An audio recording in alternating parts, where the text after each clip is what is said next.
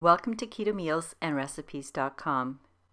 If you love creamy, luxurious Haagen Dazs Bavarian dark chocolate ice cream, then please watch as I demonstrate my step-by-step tutorial on how to make my sugar-free keto dark chocolate ice cream that is a Haagen Dazs copycat recipe.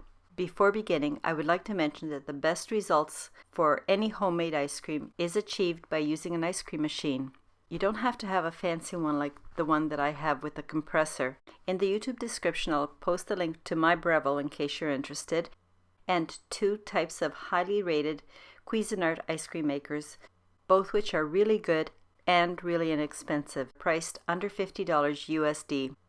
The macronutrient ratio for the keto dark chocolate ice cream is 6.6 to 1, with 5.5 grams of total carbs, 2.2 grams of dietary fiber, resulting in only 3.3 net carbs per serving, which is 72 grams or 3 tablespoons of ice cream. This ice cream recipe uses a French custard base, as most of the Haagen Dazs ice creams are a custard base. There are 3 easy steps to this extremely rich chocolate ice cream recipe. First, you have to make the chocolate truffle mixture, which, by the way, is a slightly modified version of my chocolate truffle fat bomb recipe. If you want to make these chocolate truffle fat bombs, I'll provide a link in the description below.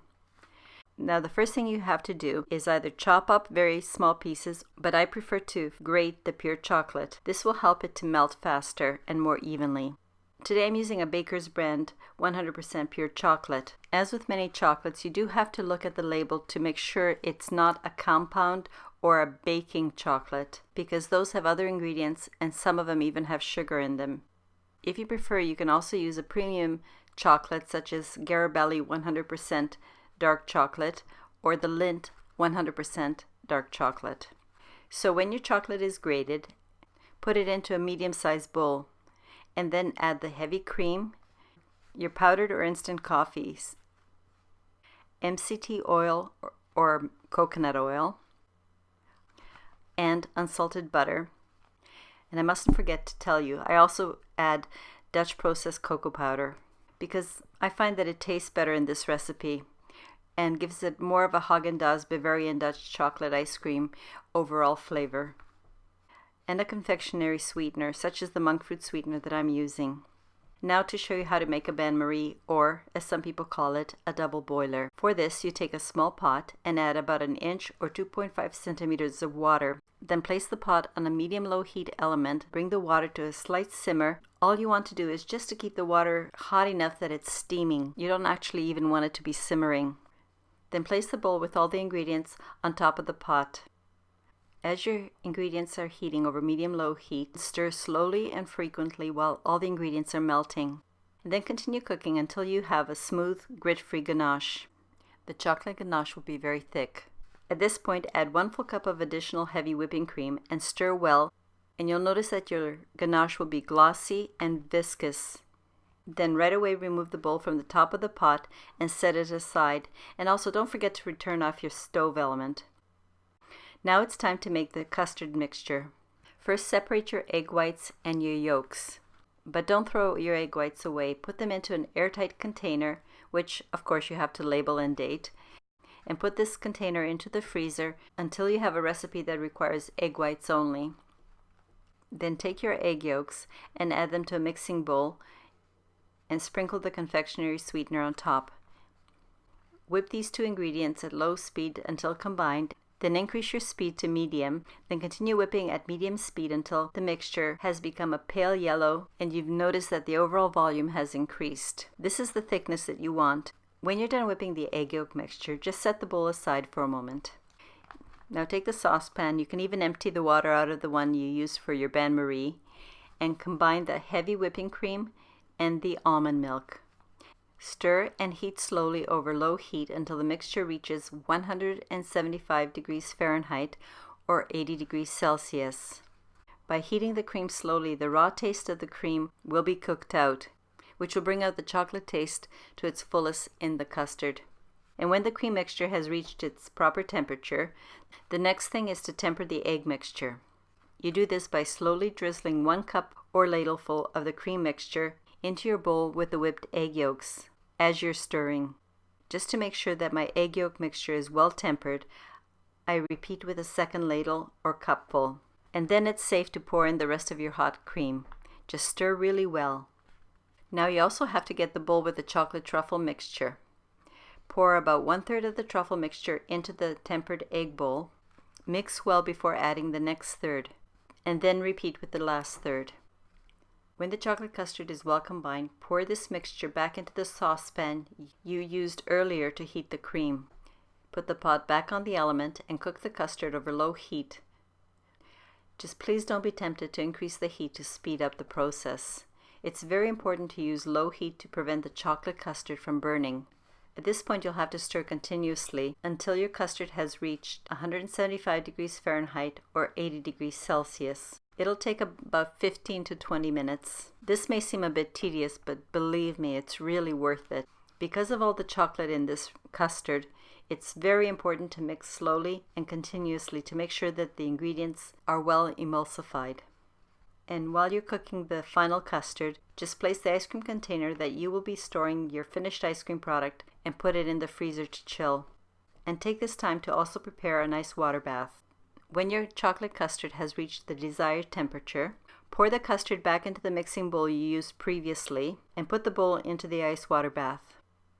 As the chocolate custard is cooling, stir frequently. This will prevent the chocolate custard from separating, and it will keep the custard smooth and creamy. One thing that I do differently for the chocolate custard as opposed to my other recipes is I don't place the room temperature custard in the refrigerator. And the reason is it's very important to maintain a smooth, creamy mixture. And the only way that you can do that is by stirring it frequently. So even after the custard is at room temperature, I leave the bowl in the ice water bath. And I usually do other things, but come back every 5 to 10 minutes to give this a quick stir. The frequent stirring will keep the chocolate well integrated and the mixture becomes very silky as it cools and thickens. I also found that if I put it in the refrigerator, the chocolate custard forms a really thick skin, even with the cling wrap, and then I had to remove the skin because it didn't integrate well into the rest of the custard, and that's a waste. I also found that by stirring the custard in the ice water bath, it actually cooled very quickly. It only took about 45 minutes to an hour to be as chilled as it usually took 3 to 4 hours in the refrigerator. Now the last part is to make the ice cream. So prepare your ice cream machine according to your manufacturer's directions. My machine has a compressor, so all I have to do is pre-chill. But if your machine doesn't have a compressor, you should remember to pre-freeze your churning pot by placing it in your freezer for 24 hours before you start making the custard. But whichever kind of machine you're using, remember, always follow the manufacturer's instructions for best results. I also found a really handy trick. Start your ice cream machine churning and the blade rotating. Then when the custard is very cool to your touch, start the ice cream machine churning. And as the blade is rotating, slowly pour the chocolate custard mixture into the churning pot. Some machines like mine have different degrees of setting. Set it to maximum hardness. And then all you have to do is relax and let the machine do its own thing. A cute feature of my Breville machine is that it plays different kinds of jingles to let me know that the ice cream is done. Today I chose this one.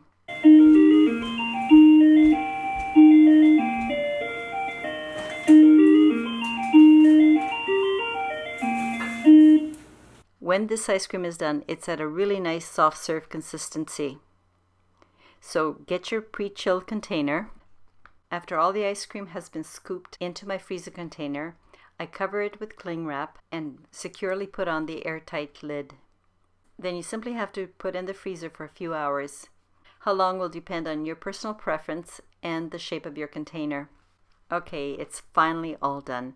Now it's time to serve. Just scoop out some of this chocolate deliciousness and enjoy.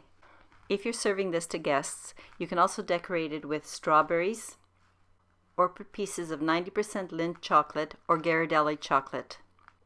This dark chocolate flavor is truly a chocolate lover's delight. By the way, in the end cards I will also provide links to some of the other ice cream flavors that I've made. So please click on the links and check those out too. Thank you very much for watching my video. I'd like to thank everyone who requested that I make this flavor. Please do leave me a comment. I love hearing from you. As always, the link for the printable keto dark chocolate Haagen Dazs ice cream copycat recipe will be posted in the description below.